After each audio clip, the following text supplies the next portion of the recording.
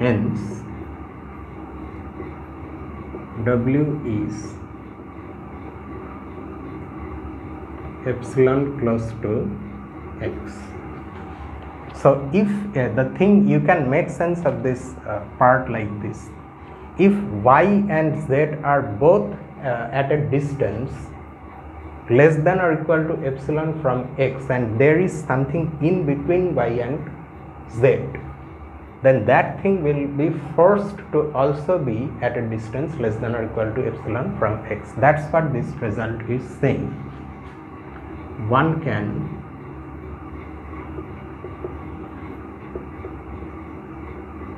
similarly handle the case where instead of this set of inequalities you have this. In fact, I would suggest that you look at the calculations in this case on your own and see whether you are ultimately you get the same conclusion. So this completes part F. Then after this we have part G. There is part H also, but H is the one we already have done in the text. So in part, okay, here it is. This is not very difficult. Given x and y are epsilon close,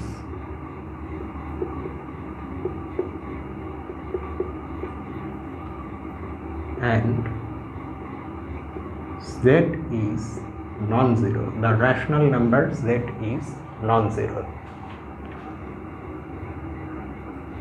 by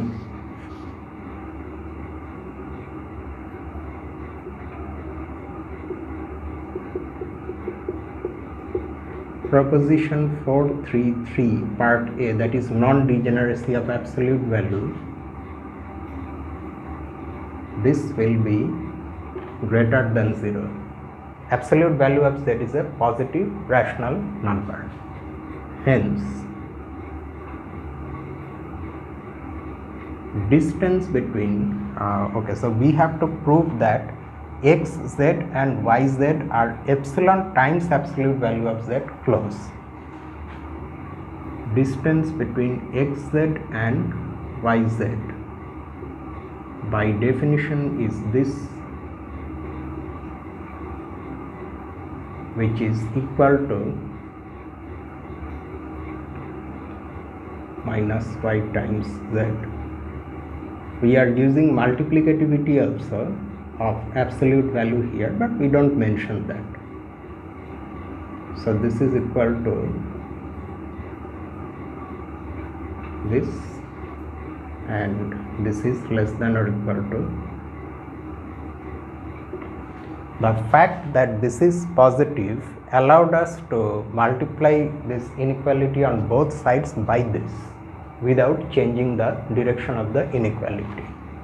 Hence xz and yz are this close. This completes the proof of part G and hence the solution, because part H is already there in the text.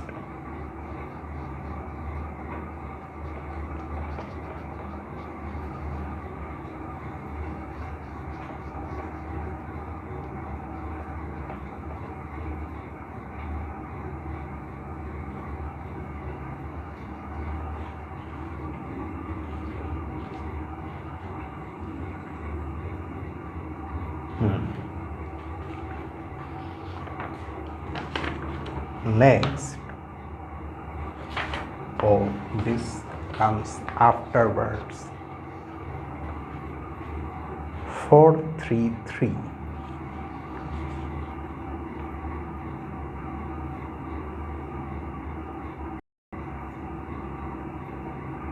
And this is the third one. Prove proposition 4310.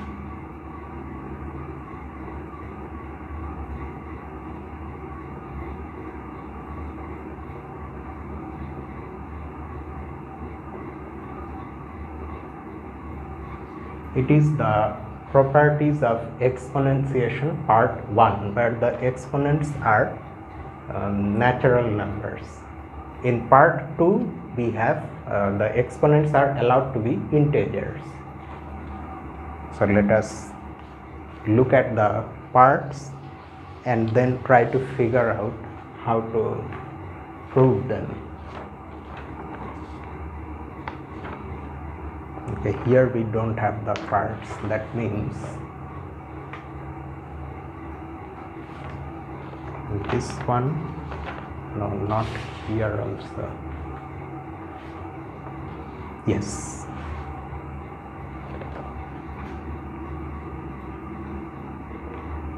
Solution. In part A we have to prove the rules of exponent. That's what we basically want to prove. We first prove this.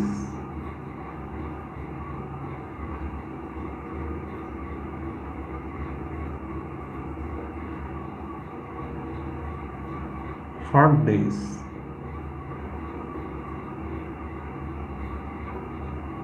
we apply, but before applying induction, okay, because we now n and m are natural numbers, so there is no question of negatives, so we can just simply work with induction. We apply induction on n, keeping m fixed. That means m is fixed, but it's an arbitrary natural number.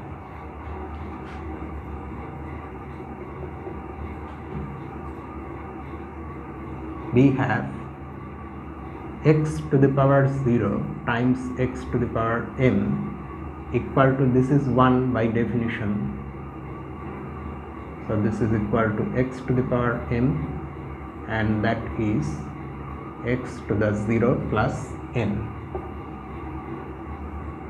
So the result is true for n equal to 0. Have we used simply induction or strong induction? The only induction is enough. Assume that the result is true for some positive, some natural number n.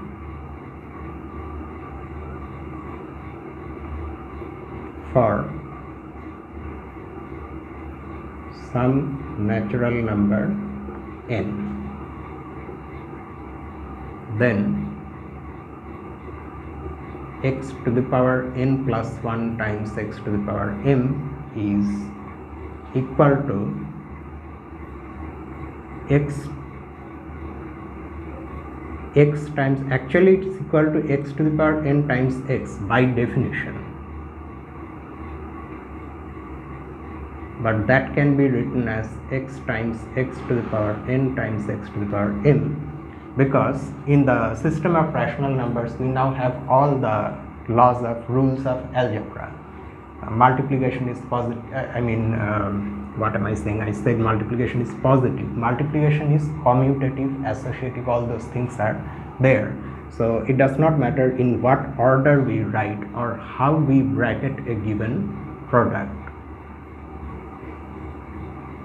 Now here we are going to use the induction hypothesis. N plus m, which is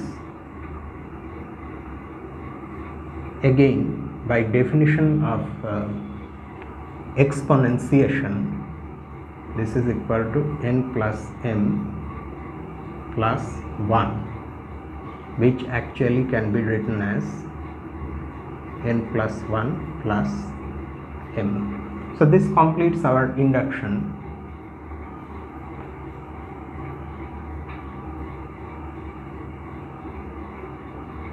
this completes the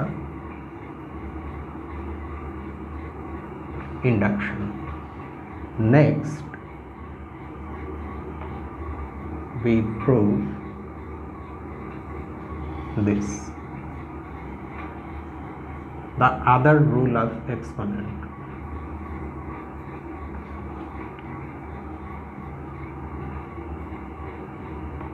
For this we apply, again we are going to apply induction, but now on m, keeping n fixed.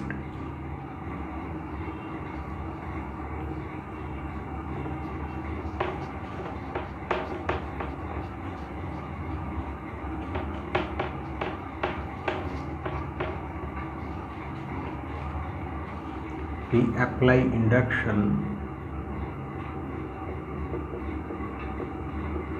on m, keeping n fixed. We have x to the power n whole to the power 0 by definition is 1, which is equal to x to the power 0, that is equal to n times 0. So in this case the result is true. This is the basis for our induction.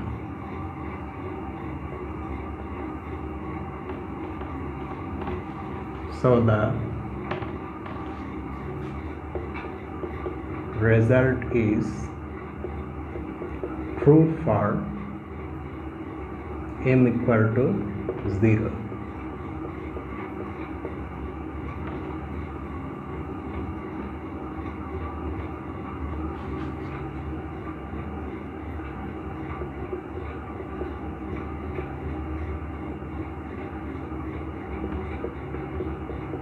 Assume this for some natural number m, this is our induction hypothesis, then x to, I won't have space here, m plus 1 by definition is this, x to the power n. By the induction hypothesis this becomes equal to this.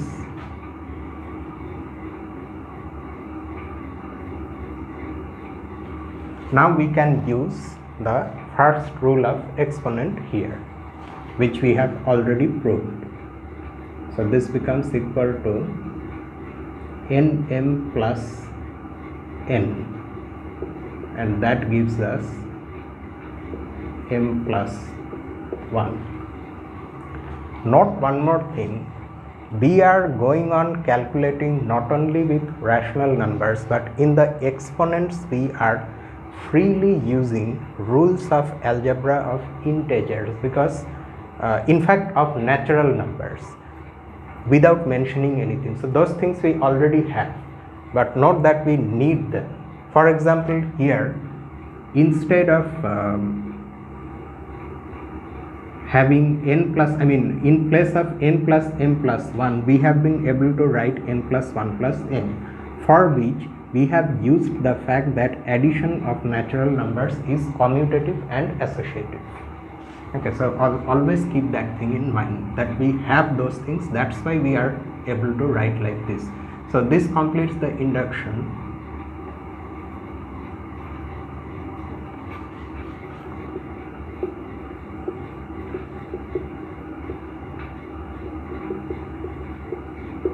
And hence the second rule of exponent also has been proved. Now apart from these two things, we have this as well. xy to the power n is equal to x to the power n times y to the power n, and it's a consequence of the fact that multiplication of rational numbers is commutative.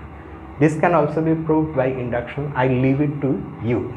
Looking at these things, which each one of them involved two natural numbers, this is in fact easier. It has only one exponent.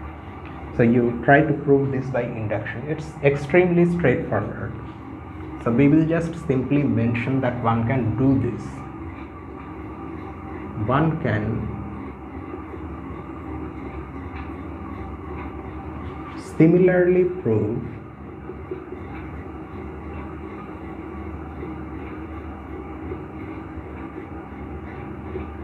this by induction on n. So this completes part A. We now have the rules of exponent. Then we move to part B. In part B, we have been asked to show that x to the power n is equal to 0 if and only if x is equal to 0, where n is any natural number. Okay.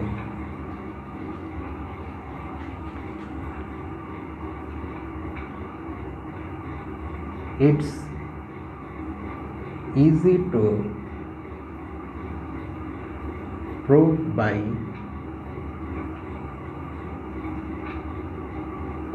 induction on n that x equal to 0 implies x to the power n is also equal to 0. Okay, this part is easy. It's the easier part. The difficult one is to prove the relatively more difficult one is to prove the converse. We will now prove this. This implies that x has to be equal to 0, or equivalently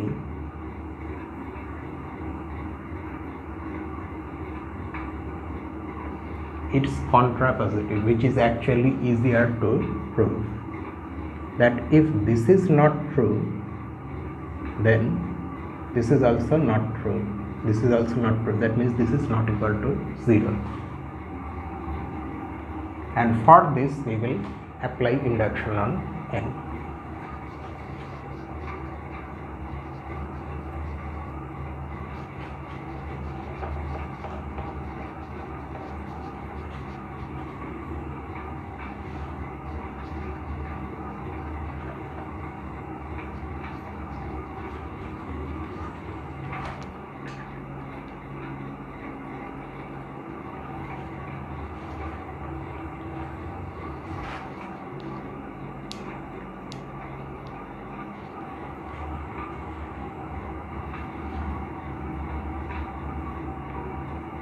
For this, we apply induction on n. Okay.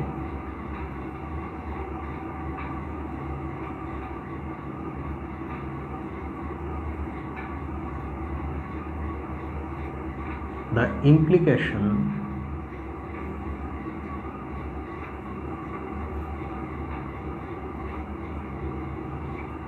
is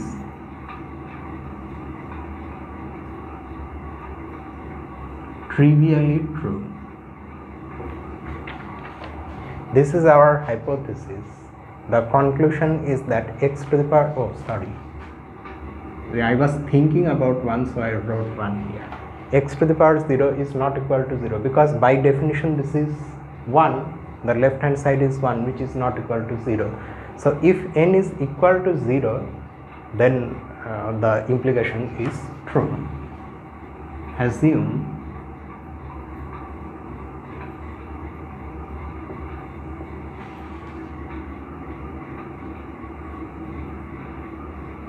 this for some natural number n here. Okay. Now we need to prove that x to the power n plus 1 is also not equal to 0.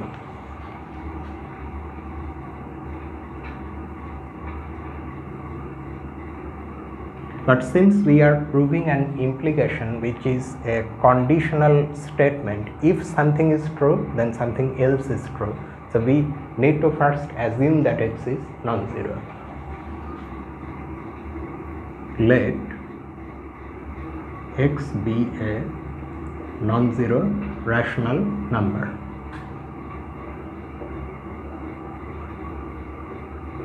Suppose x to the power n plus 1 is equal to 0. We will now try to arrive at a contradiction.